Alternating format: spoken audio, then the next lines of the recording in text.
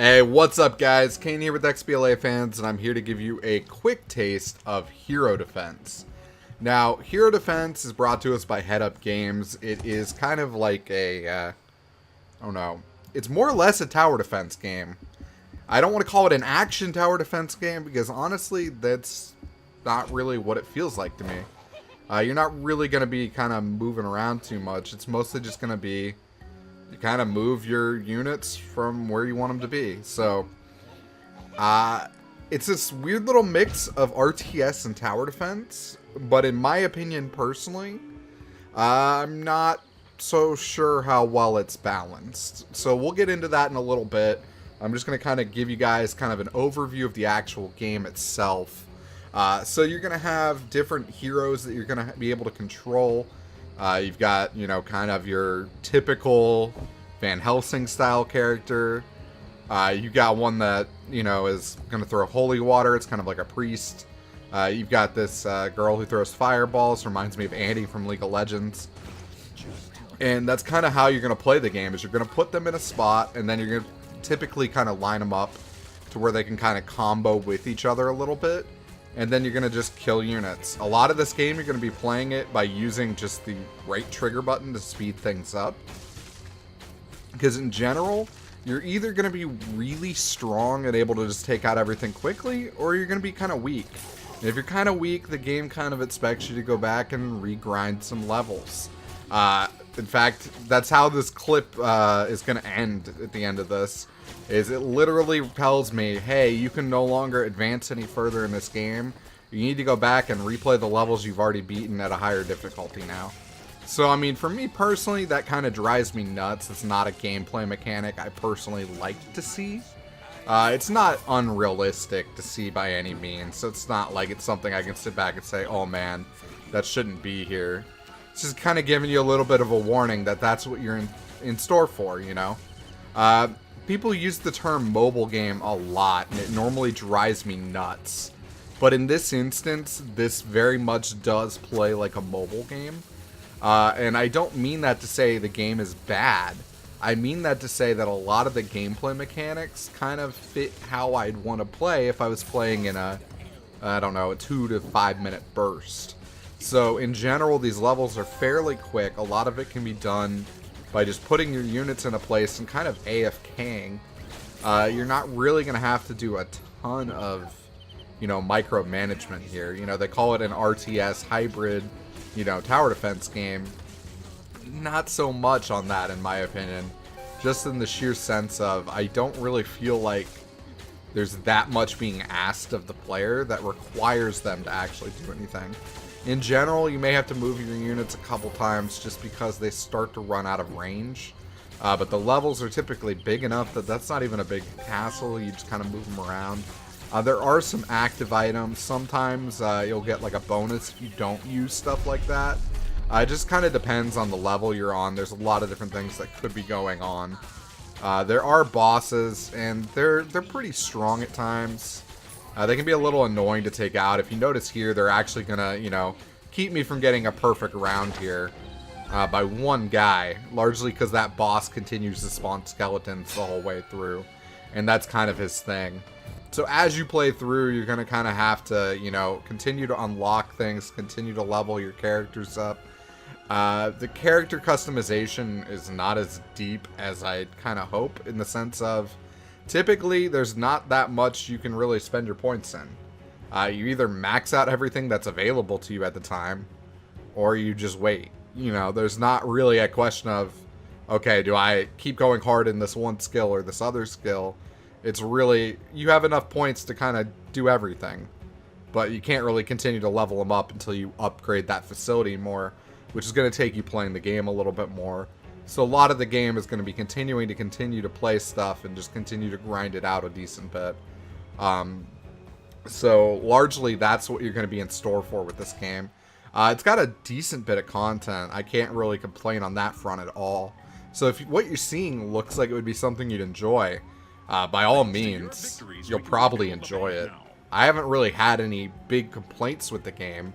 I can just tell you that to me personally, I streamed this for about an hour the other day, and then I played a little bit more today to film this footage. And honestly, what I have played felt a little bland to me. So, you know, now we're rebuilding the bank. The bank is going to allow me to turn my gold into gems. Those gems then allow me to upgrade the Hero Academy, I believe. Or the Forge, I think it's the Forge. And by doing that, I'll be able to, you know, then use these kind of, you know, I don't know, what are they, runes? And those runes will then allow me to slot them into my different characters, and that allows them to kind of have different buffs going into each fight, depending on what I want. It's a cool little concept in theory.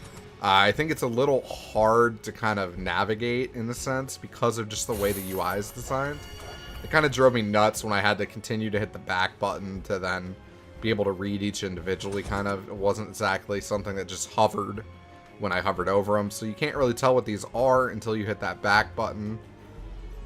And that obviously then completely takes over your screen, so you can't really, like, compare very well. There's a lot of things that games typically do here that just kind of seems to be missing, and that was something I realized pretty quickly in this.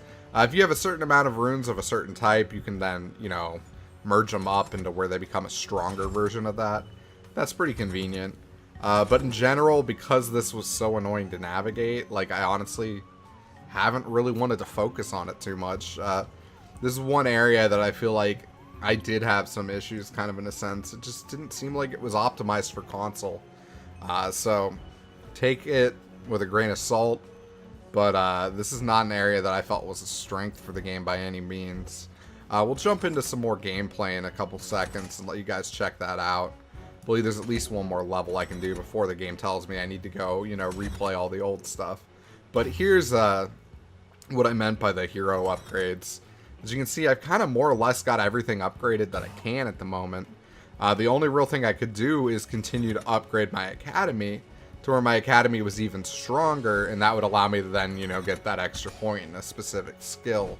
But if you're just doing your upgrades as you earn them, that's not really going to be a choice you ever have to make. So it felt like it was lacking a little bit in that strategic element for me. It's something that I was a little kind of disappointed with. I do like the fact that obviously the game tells you, you know, like, oh, okay, this is going to be, you know, somewhat difficult, but it's doable, you know, and it kind of also tells you that you'll be able to get, you know, various rewards depending on what difficulty you play on. There's some cool stuff that this game does. I don't even have all the characters unlocked at this point.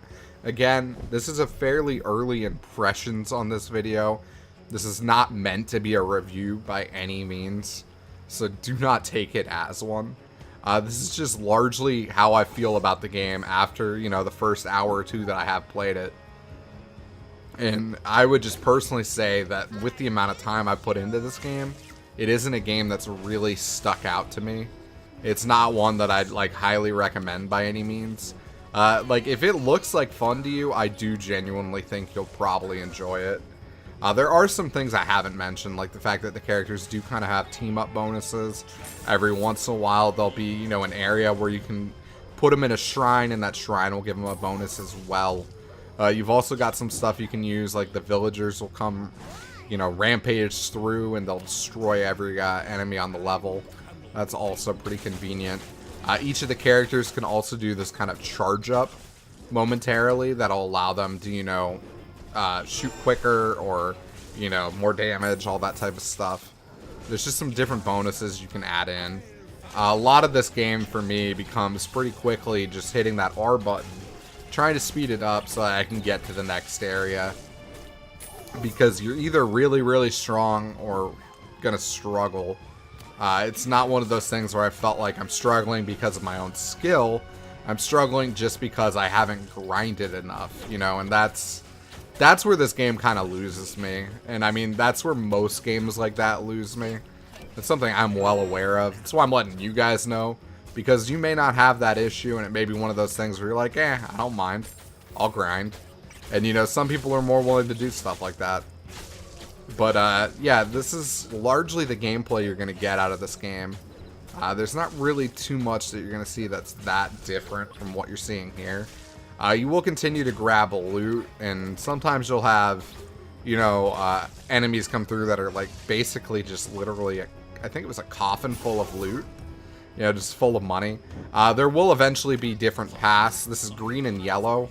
I'm colorblind. I actually do have a little bit of a hard time telling which is which. I did not see a colorblind accessibility option in this when I was looking. In fact, I had a really, really hard time with this game when I first started playing it because I couldn't see the red cursor on the green grass. So I was struggling hard with that at first. So if you're also having that issue, I'm just going to warn you, I don't think there's a fix for it. So, I mean, you can get your, you know, characters a little bit stronger as you play. You'll get, you know, those better runes. You'll get some better upgrades and whatnot. You continue to get XP. You continue to get gold. You continue to get all this kind of stuff. And, I mean, that's basically why you're playing. You're trying to get strong enough to be able to challenge the world's most powerful vampire. So, there's different characters that you're going to get. Each kind of do have some kind of team ups in a sense. So like, I believe when like the Van Helsing guy is near the guy who throws the holy water, they actually cause Van Helsing to, you know, become stronger. You know, same thing if that Annie character was near them as well. It's bad. I don't remember the characters' names. I just like literally look at him and I'm like, it's Annie from League of Legends. Or Scylla, I guess, you know, from Smite, you know, or Mythology. Because, I mean, I guess that's where they got her. So, I mean, that's just kind of what I see when I see these. But I've enjoyed some of this game, but I will honestly say that it's not one that I can see myself, you know, really wanting to come back to. The gameplay is not bad by any means, so if this is like your kind of thing, you might be into it.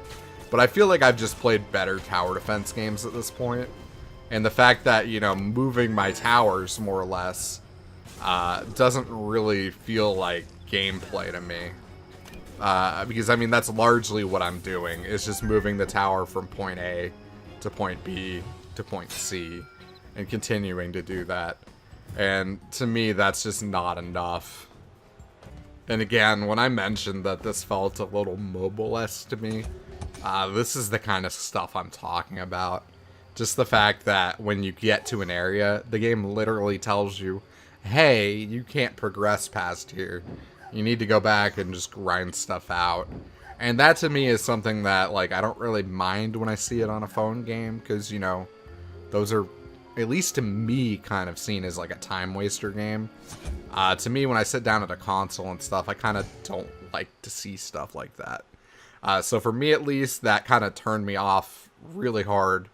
Thank you guys so much for checking out this video. I hope it helped you guys. This has been Hero Defense. It's not something I'd personally recommend, but at the same time, the reason we make these videos is so you guys can make your own decisions on these games. I just want to give you all the details and let you decide things. Hope this has helped. Thank you guys so much for watching these. We really do appreciate it. You guys are awesome. And later.